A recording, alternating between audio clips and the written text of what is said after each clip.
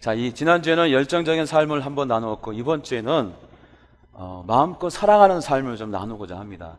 매주마다 새로운 테마로 새롭게 시작하시니까 열정적인 삶을 동참하지 못했더라도 사랑하는 삶에 한번 동참해 보시고, 사랑하는 삶이 끝나면 겸손히 배우는 삶, 그 다음에 겸손히 배우는 삶 끝나면은 담대히 살아보는 삶, 뭐 이렇게 연결되어 있으니까 새롭게 한번 마음 먹고 도전해 보셨으면 좋겠습니다. 그래서 여러분 모두가 다 멋진 삶이 되길 주의 이름으로 축복합니다. 할렐루야. 자, 그림을 한번 보시기 바랍니다. 그림 보이시죠? 이 그림은 르네상스 3대 화가 중에 한 분인 라파엘로가 그린 아테네 학당이란 그림입니다. 여러분, 어벤져스라는 영화가 유명해요. 영웅들을 모아가지고 별 영웅들이 헐크도 나오고 하여튼 별거 다 나오는 영웅들을 모아놓는데, 이 아테네 학당은 고대 그리스의 학자와 예술가들, 과학자들을 모아서 한꺼번에 그림을 통해서 표현한 것입니다.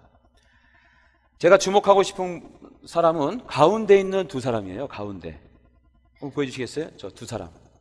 네, 혹시 아십니까? 아시겠어요? 저는 아닙니다.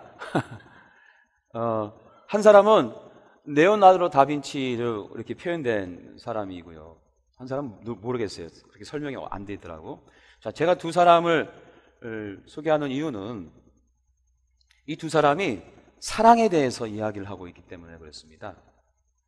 한 사람, 한 손을 하늘을 향해 들고 있죠? 그죠? 티마리오스라는 책을 들고 있는 플라톤입니다. 또 한 사람은 어떻게 해요? 손을 수평으로 이렇게 내밀고 계시죠? 저분은 누굴까요? 윤리학이라는 책을 갖고 있는 아리스토텔레스입니다. 이 두 사람이 사랑에 대해서 얘기했는데 그 통찰이 기가 막힙니다. 자, 먼저 아리스토텔레스를 보면 이분은 필레아 사랑을 얘기했습니다. 필레아 사랑이 뭐냐? 같은 급, 여기서 같은 급은 피조물 전체를 말합니다. 형제, 자매, 부모, 자녀 등 이 땅에 살아가는 모든 인간관계를 표현한 것이 바로 필레아입니다. 아리스토텔레스는 이 필레아 사랑을 주장합니다. 그러므로 아리스토텔레스가 이야기한 사랑은 이 수평적인 사랑이에요. 그래서 그림에 손이 어떻게 돼 있어요? 수평으로 이렇게 표현되어 있습니다. 그 다음은 플라톤입니다. 플라톤은 무슨 사랑을 얘기했을까요? 이게 마구 때려잡으시면 안 되는데, 아가페가 아니라 에로스입니다. 에로스 사랑을 얘기합니다. 자, 에로스 사랑, 옆 사람에게 묻습니다. 에로스 사랑이 뭡니까? 한번 물어보세요. 자, 에로스 사랑이 뭡니까? 물어보세요. 시작. 왜 몸을 비비꼬십니까? 또 얼굴 빨개지시는 분들이 있는데, 혹시 육체적인 사랑으로 알고 계신 거 아닙니까? 그런 영화도 많이 있더라, 그죠? 이 영화는 에로스를 표현한 영화다. 근데 영화를 보면은 더 이상 얘기하면 상상하면 안 됩니다. 거룩한 시간에.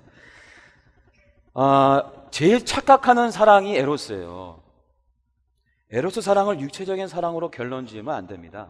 이 에로스 사랑의 궁극적인 사랑의 지점은 어디냐? 아름다움입니다. 아름다움을 사랑하겠다는 거예요. 그런데 왜 육체가 들어가냐 하면 첫 번째 아름다운 대상이 여체가 됐거든요. 그 이유는 철학자들이 다 남자예요.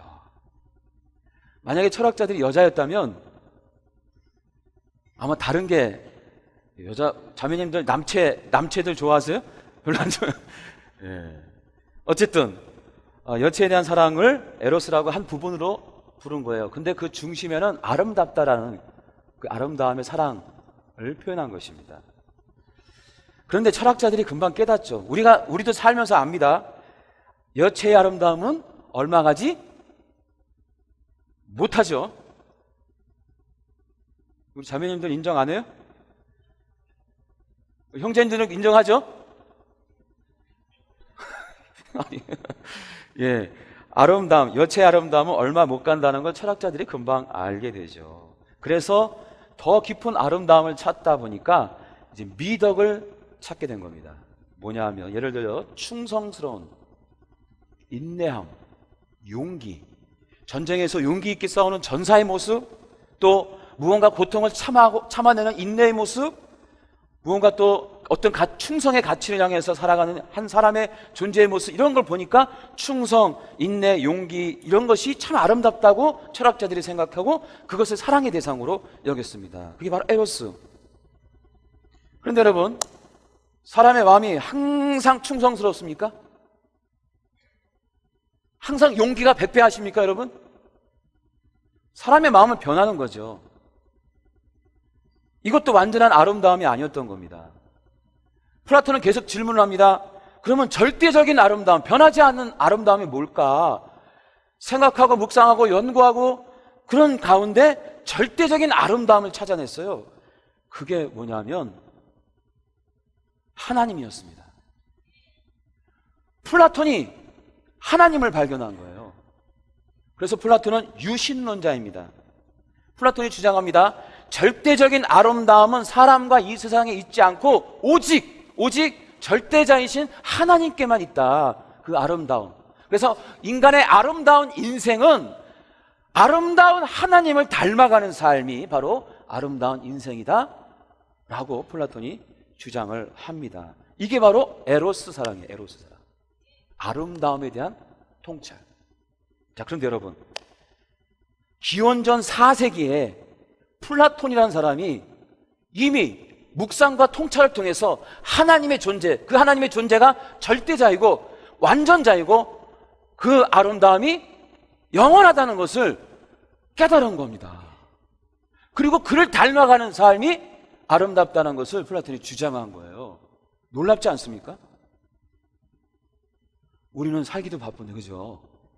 그런데 기원전 4세기에 이미 플라톤은 이런 사랑을 이야기한 겁니다. 자, 정리합니다. 수평적인 사랑, 누가 얘기했다고요? 아리스토텔레스. 수직적인 사랑, 아래에서 위로 가는, 인간이 하나님을 사랑하는, 그래서 하나님의 아름다움, 하나님을 향한 열망, 갈망으로 주님을 닮아가려고 하는 그 모습, 그 아름다운 그 중심이 에로스다라고 주장한 플라톤. 자, 대단합니다. 대단하기 때문에 그 당시 방송도 없고 TV도 없고 인터넷도 없던 그 시대에 이 플라톤의 사상이 전 세계를 지배하고 있었습니다. 그래, 많은 사람들이 하나님의 아름다움을 기대하고 플라톤의 주장을 철학과 신앙으로 받아들여서 하나님을 알아가고 하나님을 닮아가는 삶으로 많은 사람이 도전하고 그렇게 살아갔던 거죠. 그런데 여러분, 이런 철학과 사상과 신앙이 가득 찼던 그 시대에 어떤 한 사람이 나타납니다. 한 사람이 나타나요. 그게 누구냐 하면 바울입니다. 예수님이라고 생각하는데 예수님은 유대 지역에 사시다가 그냥 가셨어요. 바울이 나타나요. 근데 바울이 새로운 사랑에 대해서 얘기합니다. 그 시대에 알 수 없고 도저히 범접할 수 없는 그 사랑을 얘기하는데 무슨 사랑을 얘기하냐? 하나님이 우리를 사랑한다는 이야기를 하기 시작합니다. 그 전까지 플라톤에 의해서 사람이 인간을 사랑하는 거, 사람이 하나님을 사랑하는 거, 사람이 이 신을 닮아가는 거, 그런 갈망, 욕망, 그런 목마름, 하나님을 향한 그런 사랑이 있어야 구원받는다고 생각되었는데, 바울이라는 사람이 나타나서 유럽 전체를 돌아다니면서 하나님이 당신을 사랑하는 거예요. 하나님이 여러분을 사랑합니다. 하나님이 우리를 사랑합니다. 모든 사람을 사랑합니다. 그 사랑은 완전합니다. 어제나 오늘이나 내일도 동일합니다. 그 사랑이 뭔지 아십니까? 아가페입니다. 완전하신 사랑입니다. 바울이 피를 토하면서 두들겨 맞으면서 그 하나님 사랑을 이야기하는 겁니다. 그런데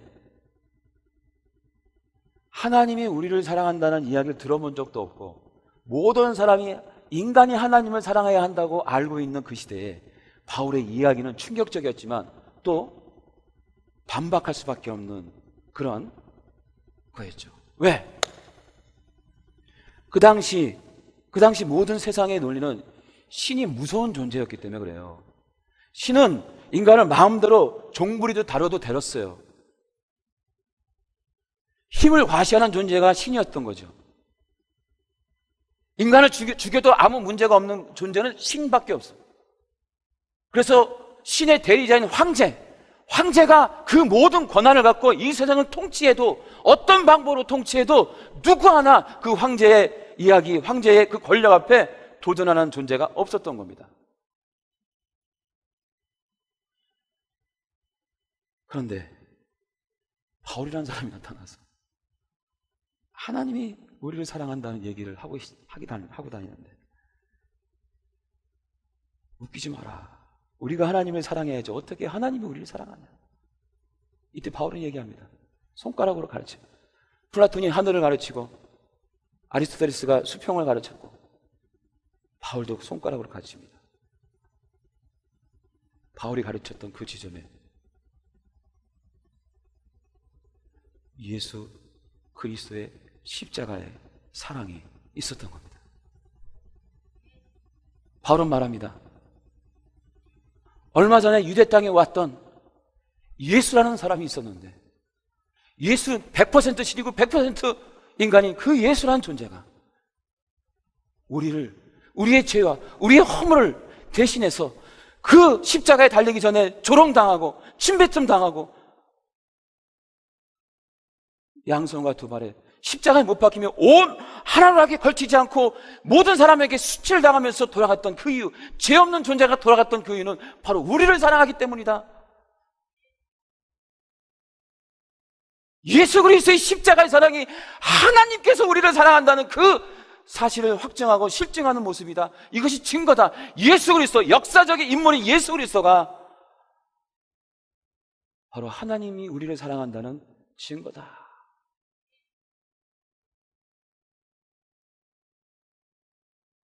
지금 여러분들 마음 가운데는 하나님이 나를 사랑하는 게 너무 상투적이고 감정도 없어지고, 내가 볼 때 이렇게 보니까 벌써 주무시는 분도 계시고, 하나님 날 사랑하니까 이제 마음 놓고 자야지. 여러분, 바울이 살던 시대의 이 이야기는요, 엄청난 충격적인 이야기입니다.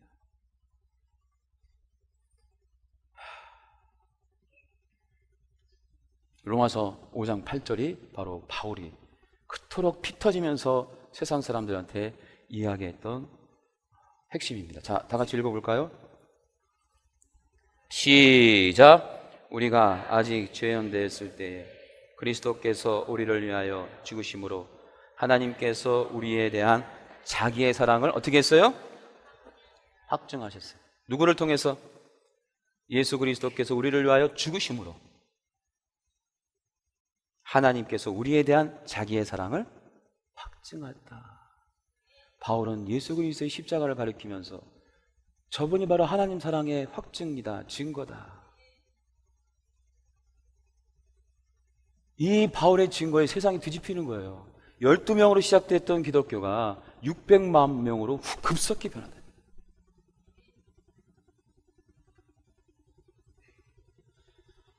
자, 여기서 우리는 진일보된 질문을 한 번 더 던져야 합니다. 자, 이렇게 예수 그리스도의 십자가의 사랑이 하나님의 사랑을 확증하는 증거이다.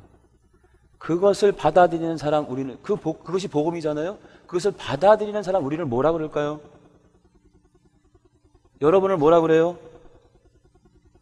크리스찬이라고 해요. 크리스찬. 저는 어려운 질문 안 드립니다. 크리스찬이라고 한단 말이죠. 그러면 여러분, 크리스찬들은 어떤 삶을 살아야 할까요? 라고 질문을 던지셔야 돼요. 이 놀라운 바울의 이 말씀,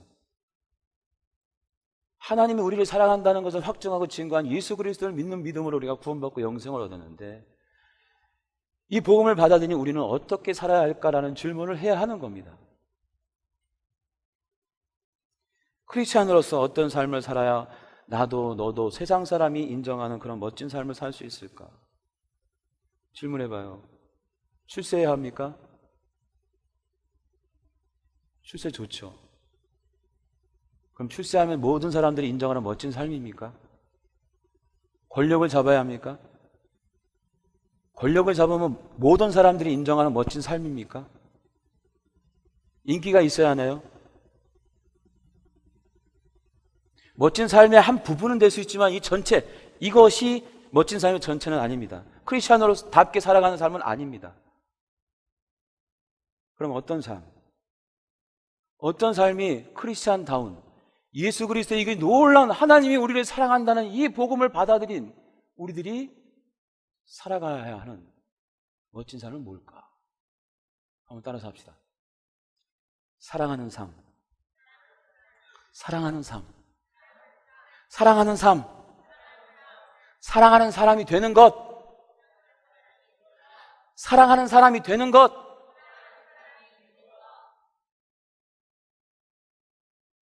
이것이 남녀노소 경제의 모든 기준을 떠나 모든 사람들, 모든 크리스찬들이 당신은 멋진 삶이요, 나는 멋진 삶을 살고 있습니다 라고 얘기할 수 있는 절대적 기준 아니겠어요? 사랑하는 삶.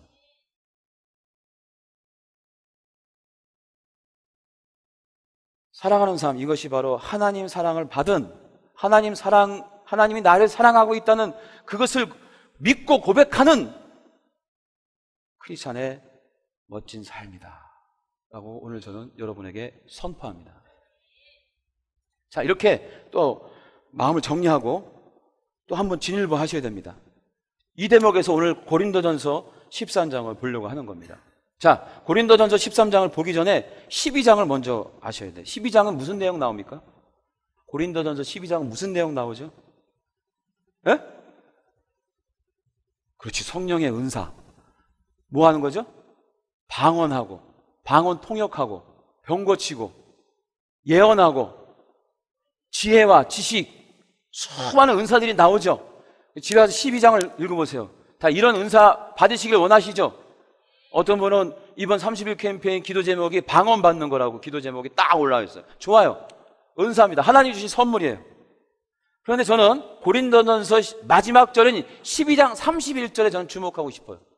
자, 31절을 보십시오. 다 같이 봅니다. 시작.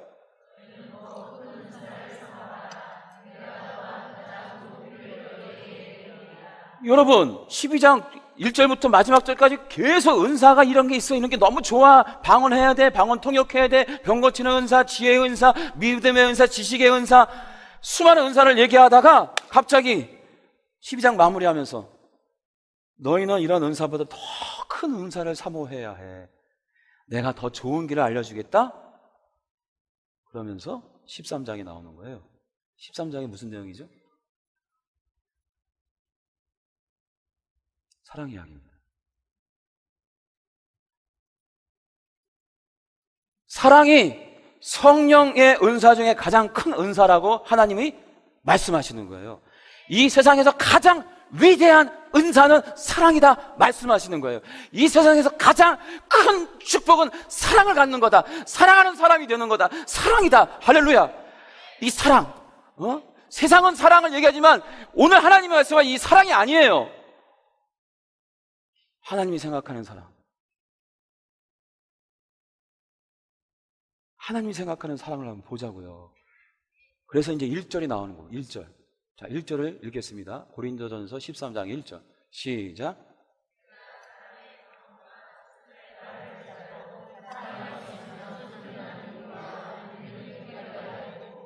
네, 여기서 방언과 천사의 말이 나오죠. 지금 이게 초대교회 예배의 모습입니다. 초대교회에서는 일반적으로 예배 드릴 때 여러분 찬양하면 막 찬양 방언으로 하시고 천사의 말을 막 하시고 얼마나 뜨거운 예배였겠어요. 그죠? 지금은 아주 특별하시죠? 그리고 여기서 지금 방언하면 난리 나죠? 쫓겨나시고 돌봐줘야 될 분이라고 생각하면서 따로 격리시키거나. 초대교회가 이렇게 예배를 드렸다는 겁니다. 근데 여러분, 하나님 말씀하십니다. 예배를 드리는 종교적인 행동과 사랑을 동일시하지 말라는 겁니다. 종교적인 행위는 사랑 없이도 할 수 있다는 거예요. 지금 이 가운데 예배 드리는 모든 분들이 다 사랑이 있다고 말할 수는 없다는 거예요. 그냥 찜찜해서 예배 안 드리면 찝찝하니까. 정말 주님을 사랑하고 내가 이 예배 드리지 않으면 안 될 것 같은 가슴의 뜨거움을 가지고 그런 열정으로 이 예배에 참석, 그러면 예배가 준비된 예배, 은혜로운 예배가 되는 거죠. 그러나 예배를 드린다고 꼭 이코로 사랑이 있다라고 말할 수는 없다는 거예요. 사랑 없이도 예배를 드릴 수 있어요. 종교적 행위를 할 수 있다는 거예요. 종교적 행위와 사랑을 동일시하지 말아라. 그리고 2절을 말씀합니다. 2절 다 같이 읽어봅니다. 2절 시작. 모든 비밀과 모든 지식을 알고 또 산을 옮길 만한 모든 믿음이 있을지라도 사랑이 없으면 내가 아무것도 아니요. 네, 예언 하나만 보겠습니다. 작년에 보니까 2014년도에 한국 전쟁이 일어나가지고 홍모 전도사라는 사람이 이 12월 며칠 날 한국 전쟁이 일어나서 그래서 진짜 미국으로 피난 가시고 이런 분들이 많이 있다고 해요. 미쳤어 이거 진짜. 여러분, 이렇게 점쟁이처럼 미래를 맞추는 걸 예언이라고 하지 않습니다. 예언의 본질은 뭐냐면 하나님 사랑입니다. 예언은 사랑, 하나님 사랑으로 하는 거예요. 그래서 한 존재를 예언한다고 할 때에 그 예언은 그 사람의 과거를 격려해 주는 거고 현재의 모습의 긍정적인 모습을 봐주는 거고 미래에 대해서 축복하는 것이 예언인 거예요. 제가 미국에 잠깐 미국 기도원에 갔을 때 그곳에서 예언을 받았습니다. 좀 떨었어요. 이 사람이 내 과거를 다 알면 어떡하지? 딱 영어로 막 얘기해요. 못 알아듣죠. 그래서 스마트폰을 탁 해서 녹음을 해서 제가 나중에 더 자세히 나에 대해서 예언을 하니까 기대가 되는데 녹음을 해서 나중에 자세히 이렇게 그 예언의 말을 딱 들어보니까 내 과거 네가 지금까지 살아왔던 목회 여정 너무 수고했다. 하나님이 이렇게 격려한다는 얘기를 나한테 해주는 거예요. 그리고 뭐라고 하냐면요, 앞으로 너는 세계 선교에 지평을 넓히는 그런 큰 사역을 감당할 거다라는 그런 예언을 저한테 해준 거예요. 눈물이 나오더라고요. 감격의 눈물이. 과거의 나를 격려해 주는 거예요. 내 많은 실수와 내 많은 그런 많은 실패를 하나님이 격려해 주고 미래를 축복해 주시는 거예요.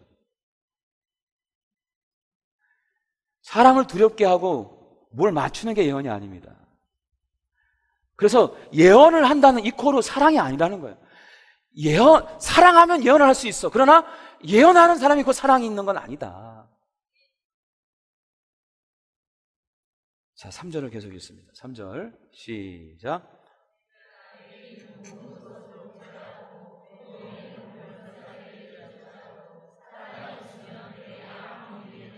예, 그렇습니다. 구제하고 몸을 불사르게 내어줄지라는 그 행위가 이 코로 다 사랑이 아니다. 자기를 자랑하기 위해서 불에 들어가는 사람도 있고 직업적으로 들어가는 사람도 있잖아요. 모든 소방서 아저씨들이 그분들 훌륭하시지만 다 사랑이 있나요? 그건 아니잖아요. 자기 자랑. 자, 하나님 말씀하십니다. 종교적인 행동, 믿음의 행동, 구제 행동과 사랑과 동일시하지 말아라. 지금 내가 말하는 사랑은 이것들보다 더 큰, 더 위대한 아름다운 것이다. 그래서 모든 행동과 행위 가운데에 사랑이 없으면 의미 없다. 그러시면서 이제 4절과 7절을 말씀하시는 겁니다. 이것도 한번 같이 읽어봅시다. 이 말씀 우리가 잘 알지만 이 말씀을 읽어보면서 하나님이 생각하는 사랑에 대해서 한번 생각을 해봅시다. 시작.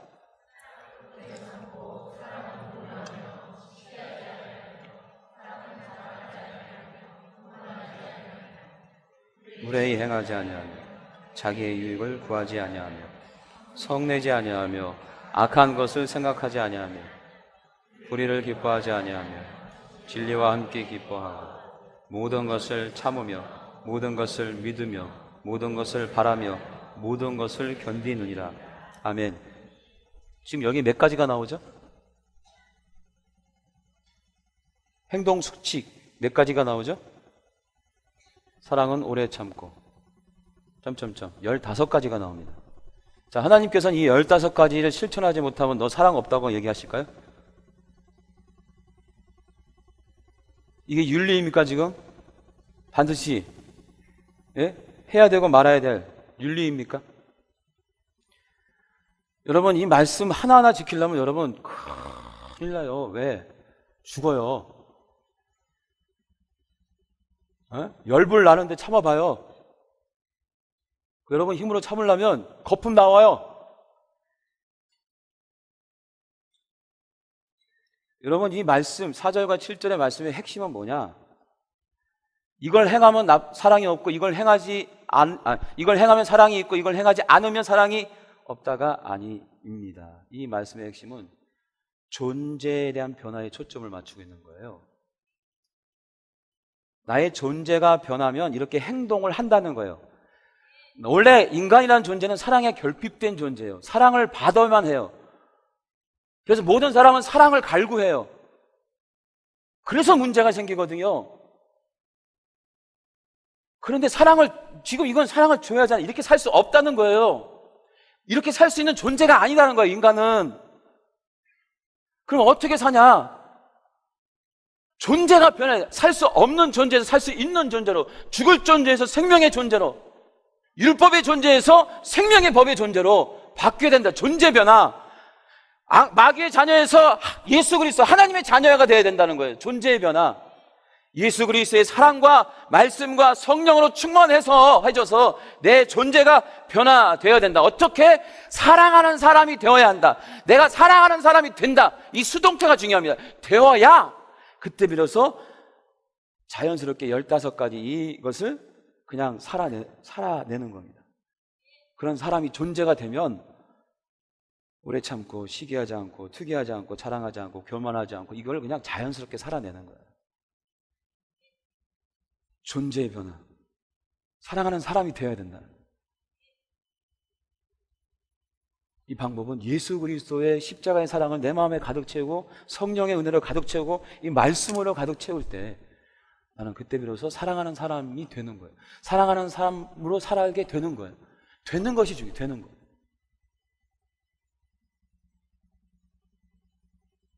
자, 오늘 저는 멋진 삶 만들기 3번째 어떤 모습을 멋진 삶이냐라고 말씀드리냐 하면 예수 그리스도의 복음을 받아들이고 은혜 받아서 성령 충만함을 받아서 사랑하는 사람이 되자는 겁니다. 사랑하는 삶으로 사람이 되면 그렇게 살게 되는 거예요. 저는 이것을 멋진 삶으로 선포합니다. 그러면요 마음껏 사랑할 수 있어요. 사랑이 뭔지도 모르시는 분들이 너무나 뭘 어떻게 해야지 사랑을 내가 표현할지 몰라. 근데 사랑하는 사람의 존재 변화가 일어나면 그렇게 가르쳐주지 않아도 이렇게 살아가는 거야. 사랑하는 사람이 되어 사랑하는 삶을 살아갈 때 세상 사람 모두가 그리고 나 자신도 인정하는 멋진 삶을 살 수 있다는 것을 오늘 하나님께서 그 뜻을 여러분에게 전달하라고 저한테 말씀하고 있는 겁니다. 자, 외쳐봅시다. 한번 따라서 외쳐봅시다. 나는 이제 예수 그리스도의 사랑 때문에 사랑하는 사람이 되었습니다. 받은 사랑만큼 사랑하며 살겠습니다. 나도 이제 사랑하는 사람이 되었습니다. 미워하지 않겠습니다. 시기하지 않겠습니다. 불평하지 않겠습니다. 원망하지 않겠습니다. 교만하지 않겠습니다. 무례히 행치 않겠습니다. 할렐루야. 멋진 삶 만들기 30일 캠페인은 이런 기대와 이런 바람을 가지고 준비한 영적인 여정입니다.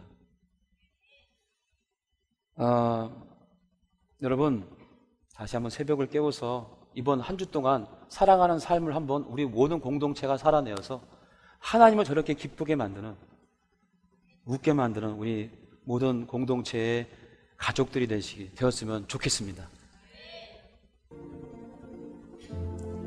저는 여러분 모두가 다